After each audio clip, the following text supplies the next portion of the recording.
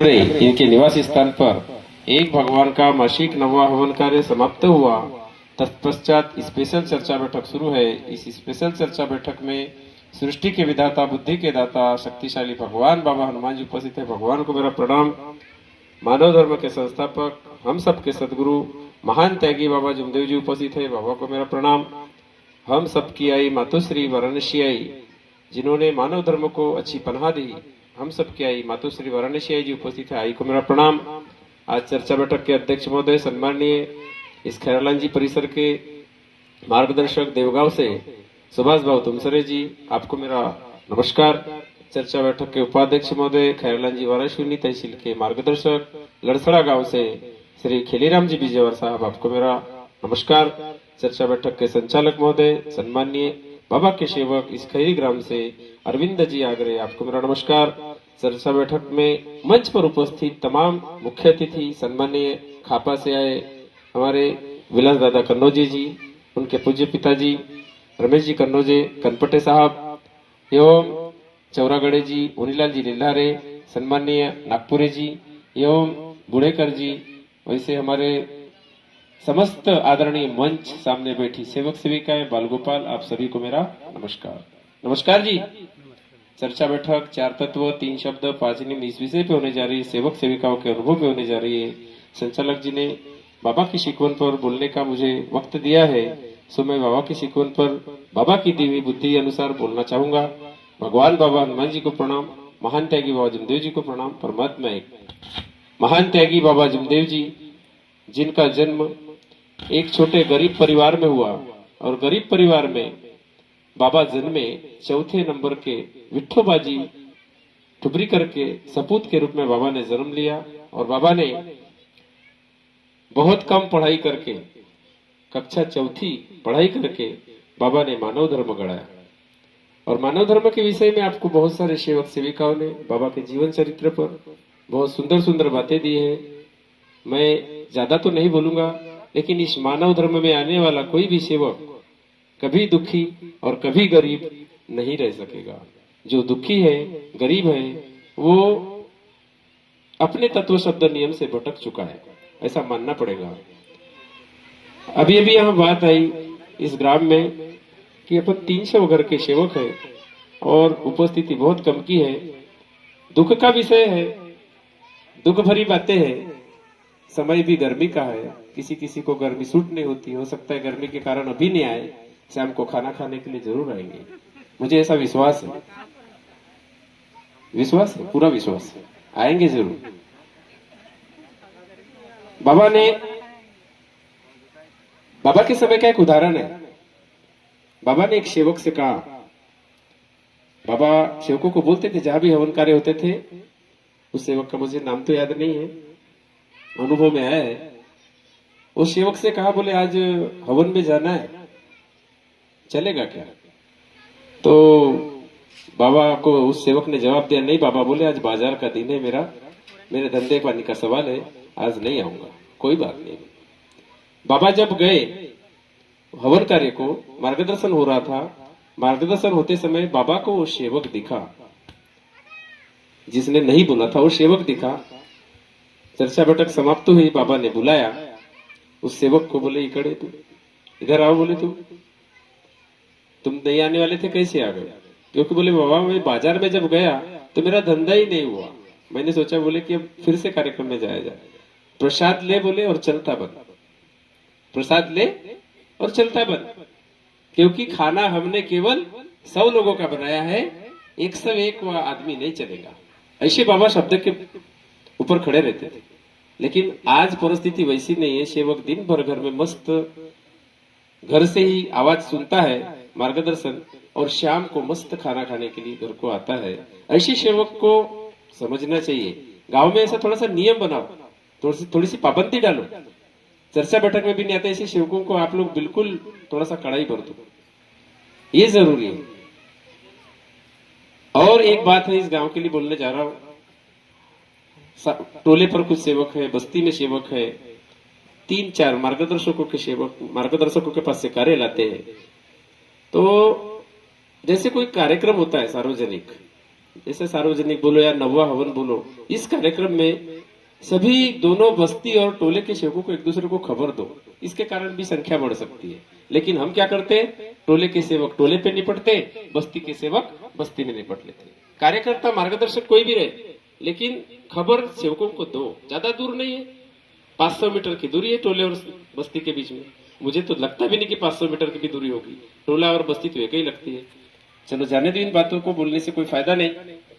आप लोग अगर आदेश का पालन करते तो ऐसा किया करो, जिससे बाहर के लोग आते हैं तो ऐसा लग रहा है मुझे आज खापा के सेवक आए, बोले साला हमारे इधर बहुत संख्या कम है।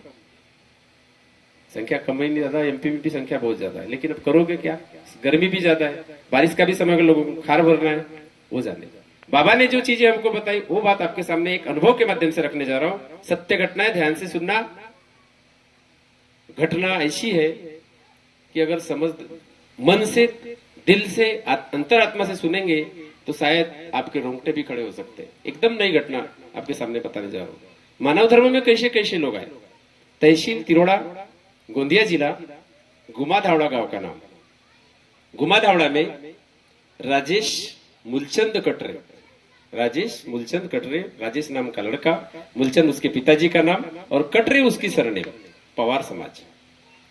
अदानी पावर प्लांट में वो सर्विस करता था, नौकरी करता था, आज भी करता है। 6 दिसंबर की घटना है, 6 दिसंबर 2017 की घटना है। क्या हुआ, काय झालं, मराठी में बोलना पड़ेगा, हिंदी में ना, दोनों आती है अपने को थोड़ी थोड़ी, नागपुरी, मराठी भी बोलूंगा हिंदी भी बोलूंगा। घटना ऐसी घटी, शाम को 6 बजे अपने ड्यूटी से आया, उसके तरफ साल या 1.5 साल से शादी हुई थी। उसकी पत्नी का नाम कल्पना, माँ का नाम येसनबाई, पिताजी का नाम मूलचंद और स्वयं का नाम राजेश। उसके तरफ एक 1.5 माह की बच्ची थी, मात्र 1.5 महीना हुआ, एक लड़की ने जन्म लिया। तो शाम को ड्यूटी से आया, लड़की की कुछ दवाई बोलो या उसके हगीश वगैरह जो भी उसके कपड़े वपड़े लेने के लिए वो शाम को ड्यूटी से आया और तिरोड़ा वहां से 2 किलोमीटर है मात्र, तिरोड़ा उस बच्ची के कुछ सामग्री लेने के लिए गया। तो उसको 7 बज गया, 8 बज गया, घर को नहीं आया। पत्नी फोन करती, कल्पना, अजी बोले आप इतनी देर तक नहीं आए, कहाँ हो? बोले मैं तिरोड़ा में हूँ, थोड़े से दोस्त लोग मिल गए हैं, आता हूँ। बोले जल्दी आओ, घर को प्रार्थना करेंगे और खाना खाएंगे। बोले बिल्कुल मैं आया। 5 से 7 मिनट लगता था गुमाधावड़ा से तिरोड़ा के लिए, हाईवे रोड है, बीच में खैरबोड़ी गांव। आधे घंटे के बाद ठीक 9 बजे कल्पना बाई, उनकी सासू माँ और उनके ससुर घर में थे और 1.5 माह की बच्ची। उस समय उनके पास एक आदमी आया, आदमी यार बताने लगा रात के 9 बजे कि बोले तुम्हारे घर का लड़का राजेश रोड पे गिरा है, मोटरसाइकिल बाजू में गिरी है, और बोले उसको हम उठा रहे हैं लेकिन उठ नहीं रहा है, देख भी नहीं रहा है, बोल भी नहीं रहा है, न जाने उसको क्या हो गया। तो ये लोग सब घबरा गए, पूरे परिवार के लोग गए, आजू बाजू के भी लोग गए, उसको उठाए लेकिन वो उठा नहीं। उसको उठाकर तिरोड़ा हॉस्पिटल में ले गए, बोलना भी बंद हो गया, एक बूंद खून भी नहीं निकला है, कुछ भी नहीं, रोड पे गिरा था। कैसा मार लगा, कैसा एक्सीडेंट हुआ और किसके साथ एक्सीडेंट हुआ कोई बता भी नहीं रहा। घबरा गए, तिरोड़ा वाले ने भर्ती नहीं लिया हॉस्पिटल में, उसको गोंदिया ले गए, गोंदिया में भी भर्ती नहीं लिया, बोले इसको क्या हुआ क्या नहीं। उसको सेंट्रल पॉइंट नागपुर यहां भर्ती की। वो लड़का 54 दिन भर्ती रहा, 54 दिन तक के बात नहीं किया, देखना नहीं, बोलना नहीं, उंगली तक नहीं हिलाता था, पानी तक नहीं पीता था, कुछ भी नहीं। डॉक्टरों ने उसकी तपाशनी किया तो उसके इस भेजे के अंदर मार लगा था, सर में। तो डॉक्टर ने बताया, बोले ये कोमा में चला गया, 54 दिन तक के कोमा में रहा। अब बोले तुम पैसा लाओ, इसका ब्रेन का ऑपरेशन करना है। बोले पैसा कितना लगेगा? बोले पैसा कितना लगेगा इसकी गारंटी नहीं है, इसको 50 लाख भी लग सकता है, 60 लाख भी लग सकता है, करोड़ भी लग सकता है, डॉक्टर कह रहा है। और बोले एक बात ये भी, इसका ऑपरेशन सक्सेस होगा नहीं होगा ये भी गारंटी नहीं है, ये भी गारंटी नहीं है। माँ बाप रोने लगे, पत्नी भी रोने लगी, 1.5 माह की बच्ची और कमाने वाला अकेला। अब करे तो पिताजी भी पैरालिसिस से परेशान थे, या कोई तो भी परेशानी थी उनको। अब इधर में क्या होता है, वो वहां भर्ती है, इसकी पत्नी कल्पना बाई और उसकी माँ, ये दोनों विचार करते बोले हम इतना पैसा लाएंगे कहां से। उन्होंने जमीन बेच दिया 16 लाख रुपए की, और 16 लाख रुपए ऑपरेशन को लगाया, परंतु फिर भी आराम नहीं मिला उसको। आराम जब नहीं मिला तब पत्नी कल्पना विचार करती, बोले बहुत सारे लोग मानव धर्म में जाते हैं, परमात्मा में जाते हैं, बहुत सारे लोगों को आराम मिल जाता है, बोले हम भी जाएंगे क्या। तो सेवक के घर गए और दोनों सास बहू भगवान से विनती करने लगे। सुबह भी जाते थे नहा धो के, शाम को भी जाते थे। सेवक बताते थे, बोले करते जाओ, तुम कार्य नहीं लिए। भगवान की विनती करते, हे भगवान बाबा हनुमान जी मेरे पति देव को बचाओ। डॉक्टर ने कहा बचने की भी गारंटी नहीं। माँ भी कहती है, बाबा हनुमान जी महान त्यागी बाबा जमदेव जी मेरे बच्चे को बचाओ, मेरा पालनहारा कोई नहीं, मैं भी बूढ़ी हो गई, मेरे पति भी बूढ़ा है, बहू नई नई है, उसकी बेटी 1.5 माह की है, इसने पड़े परिवार का परवरिश कौन करेगा। भगवान बाबा हनुमान जी हमारा बेटा कोमा में पड़ा है नागपुर सेंट्रल पॉइंट में, अब हम आपके सहारे हैं। ऐसा कह के रोज विनती करते थे, पर खबर एक भी दिन नहीं आती थी। रोज डॉक्टर के फोन का इंतजार करते थे, नागपुर के कि डॉक्टर का फोन आएगा। एक दिन विनती करते करते फोन आया नागपुर से। सेवक के घर में बैठी थी कल्पना, उसकी पत्नी, फोन आया, बोले नागपुर से खबर आई है। दौड़ते दौड़ते फोन वाले के पास गई और उससे बात की डॉक्टर से। बोले तुम्हारे पति देव ने बोले एक उंगली हिलाया है पांव की, एक उंगली हिलाया। इधर विनती किए और उधर से फोन आया और बोले फिर से उंगली शांत कर दिया। बोले आप आओ देखो। देखने गए, पैसे खर्चे होते थे, रहेगा कौन, इसलिए वो कोमा में के आईसीयू में रहता था। सेवक भाइयों बहनों, बहुत सारे दिन बीत गए, ऐसे 1 महीना बीत गया, कोई खबर नहीं, सब चिंता में रहते थे। रात दिन रोती थी पत्नी, और पत्नी भगवान से भी विनती करती थी, परंतु सेविका बनने को थी उस समय बाबा से। और पति पत्नी का प्रेम ऐसा प्रेम होता है कि आप जानते हो, किसी बाई का पति अगर इतनी बड़ी मुसीबत में हो, उस बाई के दिल पर क्या गुजरती हो। तो वो बाई कहती है, भगवान से मन ही मन विनती करती, कहती है क्या, मेरे प्राणनाथ लौट के आओ। बहुत रोती कहती है, बिन तेरे कल्पना अकेली है, मेरे प्राणनाथ लौट के आओ, बिन तेरे कल्पना अकेली है, बेटी की परवरिश करूं कैसे, ये 1.5 माह की बच्ची है, इसको मैं कैसे पालूंगी, किसके सहारे छोड़ूंगी भगवान। बेटी की परवरिश करूं कैसे, बिन तेरे ये भी तो अकेली है। ये भी भजन मैंने लिखा है, पंचरंगी है। बहुत विनती करती भगवान से, रात दिन रात दिन रात दिन। 16 लाख रुपए खर्च हो गए, 1.5 एकड़ जमीन बेच दिए, कोई सहारा नहीं बचा।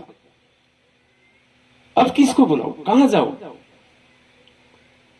अचानक उस गांव में ऐसा 9वां हवन हुआ। 9वें हवन की विशेषता बता रहा हूं। उस गांव में 9वां हवन हुआ।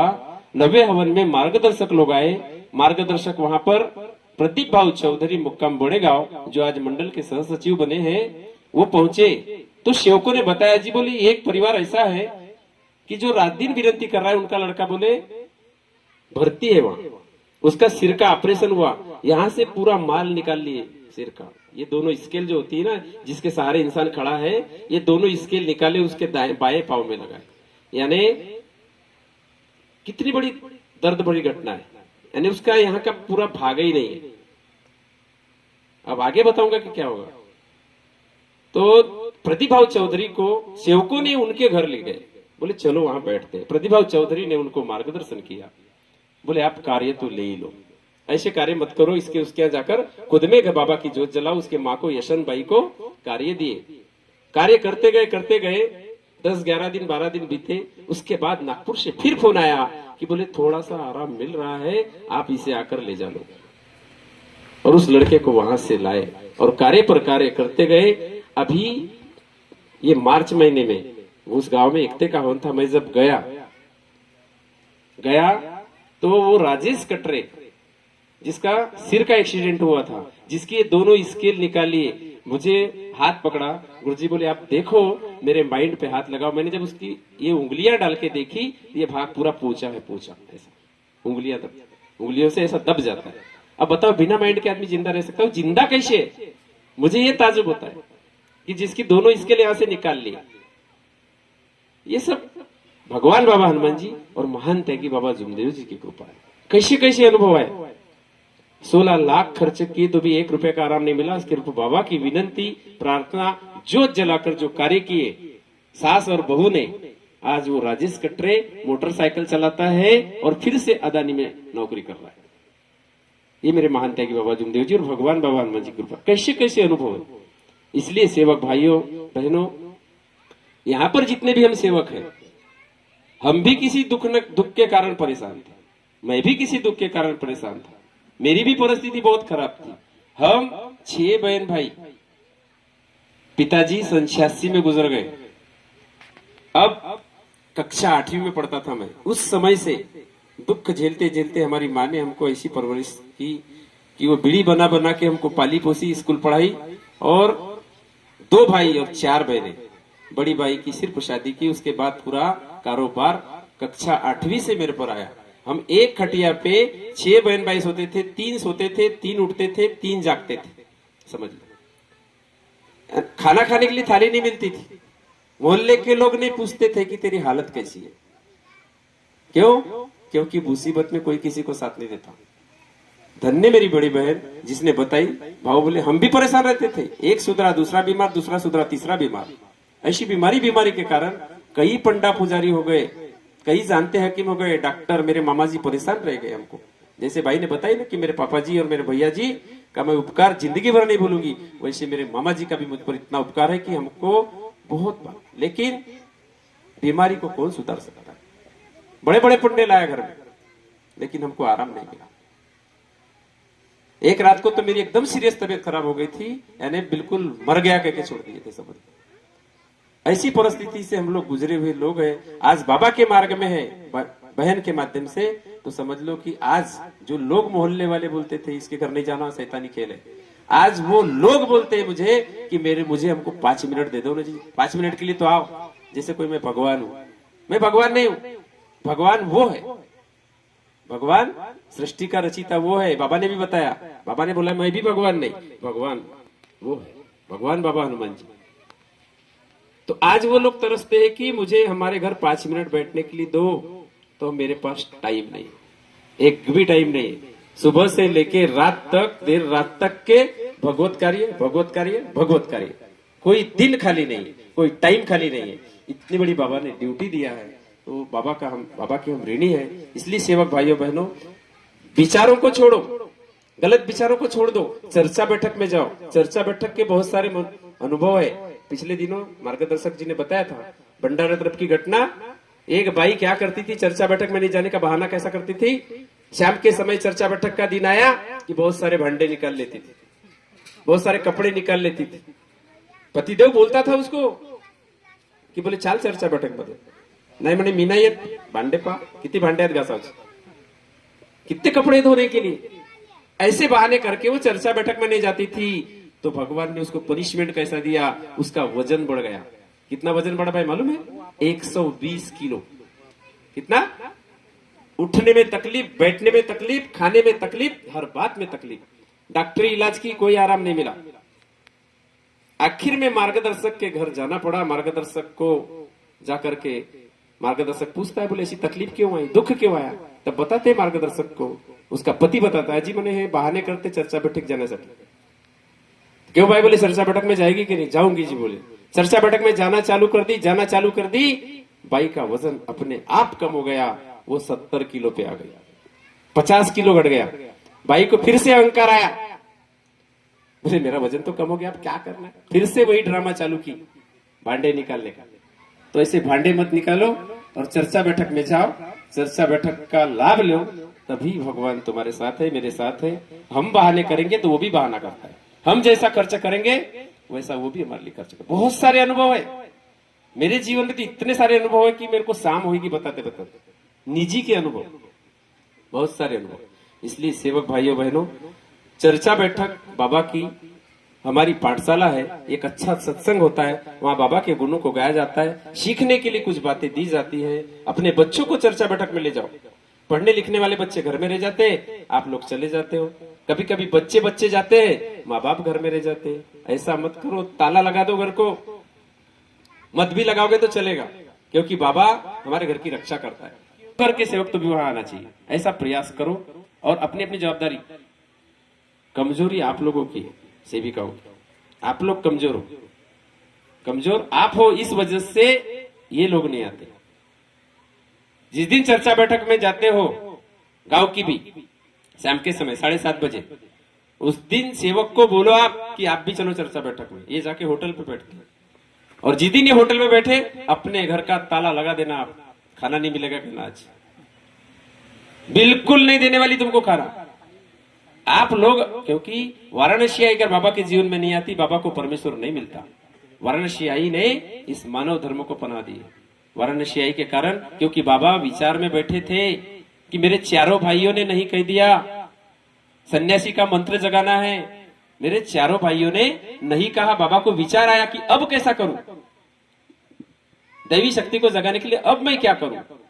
तब बाबा को वाराणसी आई ने खुद पूछा कि बोले आप नाराज क्यों हैं। तब बाबा ने बताया, बोले मेरे चारों भाइयों ने, तीनों भाइयों ने नहीं कह दिया, अब मैं क्या करूं। तब वाराणसी आई ने अपने पति परमेश्वर को, महान त्यागी बाबा जुमदेव जी को ऐसी हिम्मत दिया कि बोले आप घबराओ मत, मैं आपके साथ में हूं, आप जाओ, आप जाओ। उस पर भी मैंने एक भजन लिखा था, वाराणसी आई माऊली, बाबा जुमदेव जीला बोलली। का बोलते वाराणसी आई बाबा जुमदेव जीला, वाराणसी आई माऊली, बाबा जुमदेव जीला बोलली। मी हा लेकरांना सांभाळीते हो, तुम्ही बाबाच्या मार्गाला जा, तुम्ही बाबाच्या मार्गाला जा। वाराणसी आई बाबाला बोलते तेव्हा महान त्यागी बाबा जुमदेवजी वाराणसी आईला का बोलतात, ठीक आहे म्हणे, तू म्हणते मी जाणार आहे भगवत प्राप्तीच्या मार्गासाठी, माझ्या गेल्यानंतर ह्या मुलाला कशी शिकवणार तू, काय खाणार तू। बाबाचा विणकरी काम होता, एक साडी विणत होते, मार्केटला विकत होते, आणि त्यातून आपला प्रपंच चालवत होते। तेव्हा बाबांनी वाराणसी आईला विचारलं, मी जाणार आहे, माझ्या गेल्यानंतर तू का करणार। तेव्हा वाराणसी आई काय बोलते, अहो कष्ट सहीन किंवा राहीन उपासी। तुमच्यासाठी, या परिवारासाठी, या समाजासाठी वाराणसी आईने असे कार्य केले। कष्ट सहीन किंवा राहीन उपासी, अहो चिंता नाही मला माझ्या जीवाची, चिंता नाही मला माझ्या जीवाची। तुम्ही कृपा प्राप्त करा एका भगवंताची, आणि साथ आहे माझा करा हो मनाची, साथ आहे माझा करा हो मनाची। दुःखी जीवनाला सुखी करा हो, मार्ग कष्टाच्या तुम्ही धरा हो। मी सांगिते सांगिते सांगिते तुम्हा, तुम्ही ध्येयाने जागृत करा। वाराणसी आईने हिम्मत दिली बाबाला, म्हणून बाबाला परमेश्वर मिळाला। तो तुम इतनी कमजोर क्यों हो। इस देश की नारी बहुत शक्तिशाली है। आप चलो चर्चा बैठक में आने वाली 15 तारीख को, ऐसा हिम्मत बनाओ, छोड़ दो इनको। आप लोग मीटिंग लो एक, वो तुम्हारे पीछे पीछे आएंगे बराबर। गलत बोल रहा हूं क्या। और चर्चा बैठक तुम्हारे कारण कमजोर होती है, तुम उनको चल बोलो, बराबर ले जाओ, बच्चों को ले जाओ। दुःखी जीवनाला सुखी करा हो, मार्ग कष्टाच्या तुम्ही धरा हो। मी सांगिते सांगिते सांगिते तुम्हा, तुम्ही ध्येयाने जागृत करा। आहे प्रेमाचा मार्ग बरा, मी हा परिवार सांभाळीते हो, तुम्ही बाबाच्या मार्गाला जा, तुम्ही बाबाच्या मार्गाला जा, अशी बोलते वाराणसी आई. तुम्ही पण तसे करा, वाराणसी आईचे अनुसरण करा. कारण आई ग, वाराणसी आई कशी होती? आई ग सेवकांची आहे माय माऊली. स्वतःची लेखणी आहे, मेरा विषय मराठी नहीं है, गाने सुनना कभी. आई ग सेवकांची आहे माय माऊली, जिने मानव धर्माला दिली सावली, हो जिने मानव धर्माला दिली सावली. आई ग सेवकांची आहे माय माऊली हो. धन्यवाद, नमस्कार.